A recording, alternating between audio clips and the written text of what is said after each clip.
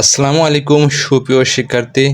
Online পাঠশালা YouTube চ্যানেলের পক্ষ থেকে সবাইকে শুভেচ্ছা।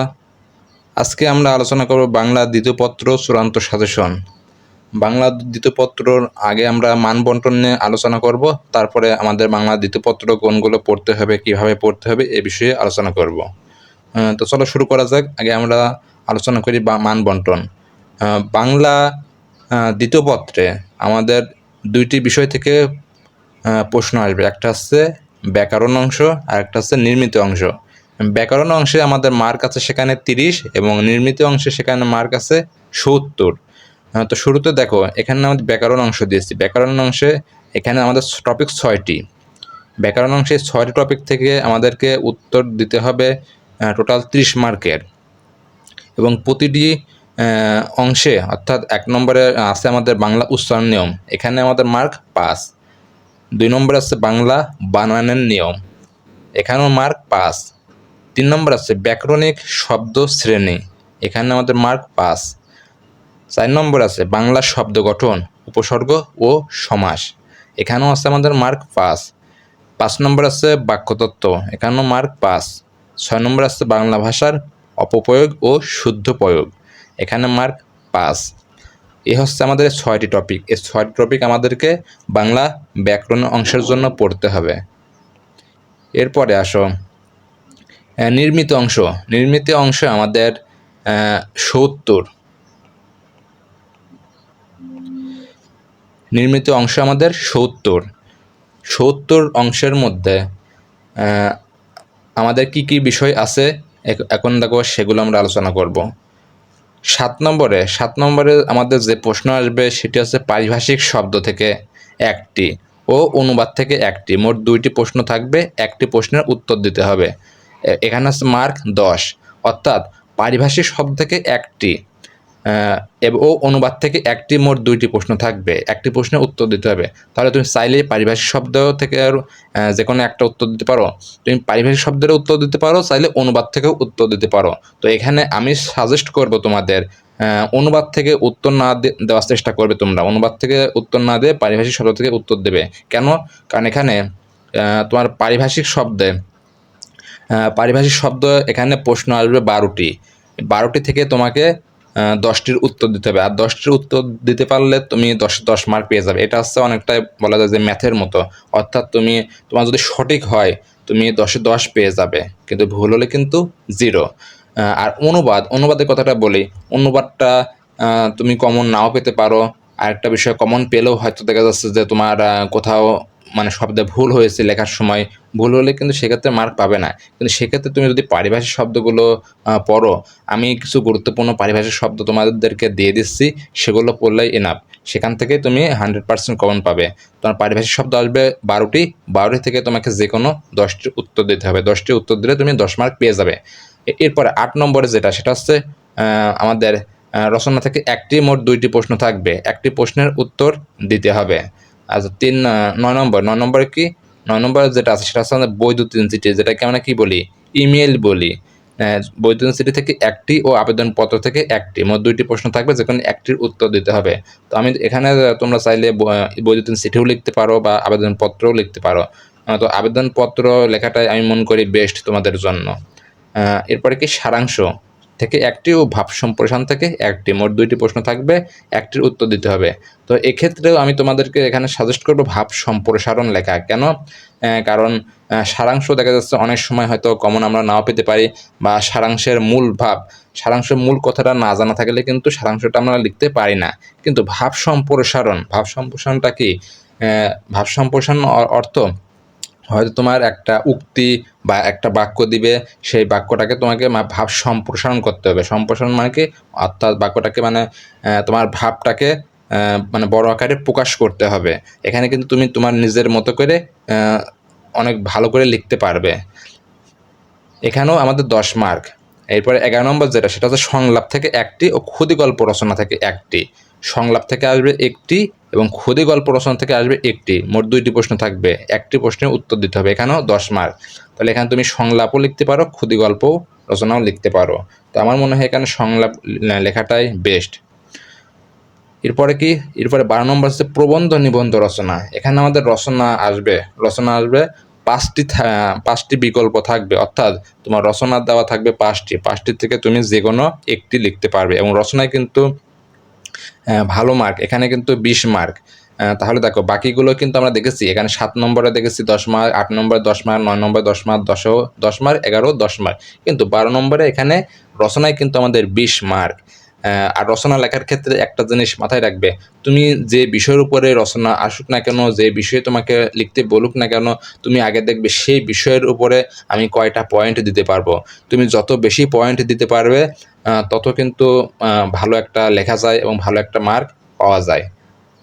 আচ্ছা, এরপরে আমরা দেখি 7 নম্বরে কি বলছিলাম, 7 নম্বর প্রশ্ন মার্ক কত, 10 মার্ক। 7 নম্বর প্রশ্ন 10 মার্ক। এবং 7 নম্বরে কি, পারিভাষিক শব্দ। এখানে দেখো আমি গুরুত্বপূর্ণ কিছু পারিভাষিক শব্দ দিয়েছি, এখানে শুধু আমি ইংরেজিটাই লিখে দিয়েছি, বাংলা এখানে লিখি নাই। তো বাংলা তোমরা যে কোনো বই থেকে, এগুলো তোমরা যে কোনো বইতেই পাবে, যে কোনো বই থেকে এর বাংলা লিখে নিও। যেমন ধরো agenda, agent, aid, air condition, obligation, allotment, anatomy, analysis, এগুলো একটু তোমরা দেখে নিও, ঠিক আছে। মোটামুটি এগুলো পড়লেই কিন্তু তুমি পারিভাষিক শব্দ 10-এ 10 মার্ক পেতে পারো। আচ্ছা, এরপরে দেখো, এরপরে আছে অনুবাদ। তাহলে আমি চাইলে পারিভাষিক শব্দ লিখতে পারবো, অনুবাদও লিখতে পারবো, যে কোনো একটি আমাদেরকে অবশ্যই লিখতে হবে। এই অনুবাদ Booker man's best campaign in life, অর্থাৎ এর উপরে তোমার একটা প্যাসেজ দিতে পারে, প্যাসেজ দিয়ে সেটার অনুবাদ করতে হবে, অর্থাৎ ইংরেজি আসবে সেটাকে তোমাকে বাংলায় করতে হবে। তারপরে a good to sir in on the most important people in a country, এটার উপরেও তোমার একটা প্যাসেজ দিতে পারে, প্যাসেজ দিয়ে সেটার বাংলা অনুবাদ করতে হবে। এরকম দেখো আমি টোটাল 60টি দিয়েছি। তারপরে কি, Bangladesh is now A free country, literacy is a great problem of our country. 5 নম্বর কি, trees are our friends, it helps us is a different way. 6 নম্বর আছে, the air of education is to make a man fulfil for himself. 6 নম্বর আছে, এ Patriot is a man who loves his country. তাহলে এই 60টি পড়লে মোটামুটি তোমরা common পেয়ে যাবে। তো আমি তোমাদেরকে অনুবাদ পড়ার থেকে আমি তোমাদেরকে সাজেস্ট করব অবশ্যই পারিভাষিক শব্দ পড়বে। এরপরে 8 নম্বর প্রশ্ন। 8 নম্বর প্রশ্ন আমাদের 10 মার্ক। 8 নম্বর প্রশ্ন আমাদেরকে দিনলিপি লিখন, ঠিক আছে, দিনলিপি বা দিনপত্র লিখন। এখানে আমি 8টা দিয়ে দিয়েছি। কি, তোমার 1 নম্বর দিয়েছি তোমার এসএসসি পরীক্ষার ফল প্রকাশের দিন করণীয় নিয়ে দিনলিপি লেখো। 2 নম্বর কি, প্রথম দিনের ভ্রমণ অভিজ্ঞতা বিষয়ক দিনলিপি লেখো। 3 নম্বরে লঞ্চ ডুবির ঘটনা নিয়ে একটি দিনলিপি লেখো। 4 নম্বরে কলেজে তোমার প্রথম দিনের অভিজ্ঞতা বর্ণনা করো। 5 নম্বরে 25শে মার্চ ভয়াবহতা সম্পর্কে দিনলিপি লেখো। 6 নম্বরে বইমেলা সম্পর্কে দিনলিপি লেখো। 7 নম্বর আছে ঐতিহাসিক স্থান ভ্রমণে অর্জিত অভিজ্ঞতা বর্ণনা দিনলিপি লেখো। 8 নম্বর আছে কি, বাংলা নববর্ষ উদযাপনের উপর একটি দিনলিপি লিখো। এরপরে দেখো আমাদের 8 নম্বর কি বলছিলাম, দিনলিপি লিখনও আসতে পারে, প্রতিবেদনও আসতে পারে, যেটাই আসুক আমাদেরকে যে কোনো একটা লিখতে হবে। দিনলিপি লিখন অথবা প্রতিবেদন, দুইটা থেকে যে কোনো একটা লিখতে হবে, দুইটাই আসবে, যে কোনো একটা লিখতে হবে। প্রতিবেদন এখান থেকে গুরুত্বপূর্ণ কয়েকটা আমি প্রতিবেদন দিয়েছি। 1 নম্বর দিয়েছি তোমার শহরের যানজট সমস্যার উপর একটি প্রতিবেদন। 2 নম্বর দিয়েছি ভয়াবহ সড়ক দুর্ঘটনার বিবরণ দিয়ে একটি প্রতিবেদন। এরপর আমি 3 নম্বর দিয়েছি বন্যার পর তোমার এলাকায় গৃহীত পুনর্বাসন কাজ সম্পর্কে একটি প্রতিবেদন তৈরি করো। আর 4 নম্বরে দিয়েছি নিত্য প্রয়োজনীয় জিনিস দাম বৃদ্ধি সম্পর্কে পত্রিকায় প্রকাশের জন্য প্রতিবেদন লেখো। প্রতিবেদনে কিন্তু প্রকারভেদ আছে, প্রতিবেদনের প্রকারভেদ অনুযায়ী, অর্থাৎ একটা আছে পত্রিকায় প্রকাশের জন্য প্রতিবেদন, একটা আছে প্রাতিষ্ঠানিক প্রতিবেদন। মানে পত্রিকা এখন মানে তুমি কোথায় প্রতিবেদন লিখবে সেটার উপর ডিপেন্ড করে প্রতিবেদনের কাঠামো বা গঠন কিন্তু আলাদা, ভিন্ন ভিন্ন হয়ে থাকে। সেগুলো বিভিন্ন গাইড বইয়ে দেওয়া আছে, একটু দেখে নিও। এছাড়া আমি এগুলোর উপরেও একটা ভিডিও তৈরি করব। এছাড়া তোমরা মানে কোন বিষয়ের উপরে সাজেশন চাও, মানে কীরকম কোন বিষয়ের কোন টপিকের উপরে ভিডিও চাও, সেগুলো অবশ্যই কমেন্টে জানাবে, আমি সেগুলোর উপর ভিডিও দেওয়ার চেষ্টা করব। এরপরে কি 5 নম্বর দেখো দ্রব্যমূল্যের ঊর্ধ্বগতির কারণ ও প্রতিকারের উপায় সম্পর্কে একটি প্রতিবেদন রচনা লিখো। 6 নম্বর আছে খাদ্যদ্রব্যের ভেজাল মিশানোর কারণ ও এর প্রতিকার বিষয়ে একটি প্রতিবেদন রচনা লিখো। 8 নম্বর কি আছে, 7 নম্বর আছে তোমার কলেজ গ্রন্থাগার সম্পর্কে একটি অনুসন্ধানীমূলক প্রতিবেদন রচনা করো। 8 নম্বর আছে 21শে ফেব্রুয়ারি অথবা 25শে মার্চ অথবা 16 ডিসেম্বর উপলক্ষে কলেজ কর্তৃক আয়োজিত অনুষ্ঠান নিয়ে প্রতিবেদন। তাহলে এখানে কিন্তু তোমার মানে যে কোনো একটা আসার সম্ভাবনা আছে। 21শে ফেব্রুয়ারি, 25শে মার্চ অথবা 16 ডিসেম্বর বিজয় দিবস উপলক্ষে কলেজ কর্তৃপক্ষ আয়োজিত অনুষ্ঠান নিয়ে। তোমার কলেজে 21শে ফেব্রুয়ারি নিয়ে একটা অনুষ্ঠান পালন করেছে, অথবা 25শে মার্চে একটা অনুষ্ঠান পালন করেছে, অথবা 16 ডিসেম্বরে বিজয় দিবস উপলক্ষে একটা অনুষ্ঠান পালন করেছে। সেই অনুষ্ঠানের একটা বিবৃতি দিয়ে তোমাকে একটা প্রতিবেদন লিখতে হবে। এরপরে কি 9 নম্বরে বঙ্গবন্ধু 7ই মার্চের ভাষণ প্রতিযোগিতা উপলক্ষে কলেজ কর্তৃক আয়োজিত অনুষ্ঠান সম্পর্কে প্রতিবেদন। এটাও দেখো কলেজের একটা অনুষ্ঠান, আর অনুষ্ঠানের টপিকটা কি ছিল, বঙ্গবন্ধু 7ই মার্চের ভাষণ প্রতিযোগিতা উপলক্ষ। তাহলে এই বিষয়ের উপরেও তোমাকে একটা প্রতিবেদন লিখতে বলতে পারে। আচ্ছা, এরপর 9 নম্বরে এখানে কিন্তু আমাদের 10 মার্ক। 9 নম্বরের প্রশ্ন আমাদের কি আছে, আবেদনপত্র মোটামুটি এটা আমরা সবাই পারি। এখন এটা আসলে মোটামুটি মনে হয় সবাই আবেদনপত্র লিখবে এবং সবাই পারবে। তারপর আমি কয়েকটা তোমাদের সাজেশন হিসাবে এখানে উল্লেখ করেছি, তো এগুলোর বাইরেও তোমরা পড়ার চেষ্টা করবে। মনে রাখবে, শর্টকাট কিন্তু কোনো সমাধান নয়, আর ভালো কিছু করতে হলে শুধু শর্টকাটের উপর নির্ভর করলে হবে না। অবশ্যই তোমাকে শর্টকাট তো পড়তেই হবে, এর বাইরেও পড়তে হবে। 1 নম্বর কি, বিনা বেতনে পড়া অনুমতি চেয়ে অধ্যক্ষ বরাবর একটি আবেদনপত্র লেখো। 2 নম্বর কি, শিক্ষা সফরে যাওয়ার অনুমতি চেয়ে অধ্যক্ষ বরাবর একটি আবেদনপত্র লেখো। 3 নম্বর যে বিষয়টা সেটা হচ্ছে বিদ্যুৎ বিভ্রাটের অথবা মাত্রাতিরিক্ত লোডশেডিং অথবা বিদ্যুৎ সরবরাহের জন্য সংশ্লিষ্ট কর্তৃপক্ষের কাছে দরখাস্ত লেখো। 4 নম্বরে যেটা সেটা হলো পাবলিক পরীক্ষায় নকল বন্ধ করার পক্ষে যুক্তি দেখিয়ে সংবাদপত্রে প্রকাশের জন্য সম্পাদকের কাছে একটি পত্র লেখো। 5 নম্বর যেটা সেটা হচ্ছে প্রাথমিক অথবা মাধ্যমিক বিদ্যালয় সহকারী শিক্ষক পদে নিয়োগের জন্য একটি আবেদন। তুমি হয়তো যখন তোমার চাকরির যোগ্যতা হয়ে যাবে তখন প্রাথমিক অথবা মাধ্যমিক বিদ্যালয় সহকারী শিক্ষক পদে তুমি যোগদান করবে। যোগদান করার জন্য সহকারী শিক্ষক বরাবর একটা আবেদনপত্র তোমাকে লিখতে হবে। সেই আবেদনপত্রটা আসলে কেমন হওয়া উচিত এটা তো তোমাকে অবশ্যই জানতে হবে এখনই। তার জন্য এটা এখানে দিয়েছি, এটা পড়ে নিও। আচ্ছা, এরপর দেখো 10 নম্বর প্রশ্ন। 10 নম্বর প্রশ্নে এখানেও আমাদের কিন্তু 10 মার্ক। 10 নম্বর প্রশ্নে আমাদের কি আছে, সারাংশ। প্রথম অংশ আছে সারাংশ, তারপরের অংশ আছে ভাব সম্প্রসারণ। সারাংশ এখানে আমি 10টি দিয়েছি। এখানে দেখো 1 নম্বর কি আছে, তুমি জীবনকে সার্থক ও সুন্দর করিতে চাও, ভালো। এরপরে আরও মানে কিছু কথা আছে, তো এই টপিকের উপরে তোমাকে একটা সারাংশ দিতে পারে এবং সেটার মূল কথা বা মূল ভাব তোমাকে লিখতে বলতে পারে। 2 নম্বর কি, আজকে দুনিয়াটা আশ্চর্যভাবে অর্থের ও বৃত্তের উপর নির্ভরশীল। 3 নম্বরে মানুষের সুন্দর মুখ দেখে আনন্দিত হইও না। 4 নম্বরে অভ্যাস ভয়ানক জিনিস। 5 নম্বরে স্বাধীন হওয়ার জন্য যেমন সাধনার প্রয়োজন। 6 নম্বরে মানুষের মূল্য কোথায়, চরিত্র, মনুষ্যত্ব, জ্ঞান ও কর্মে। 7 নম্বরে মাতৃত্বের তুলনা নেই।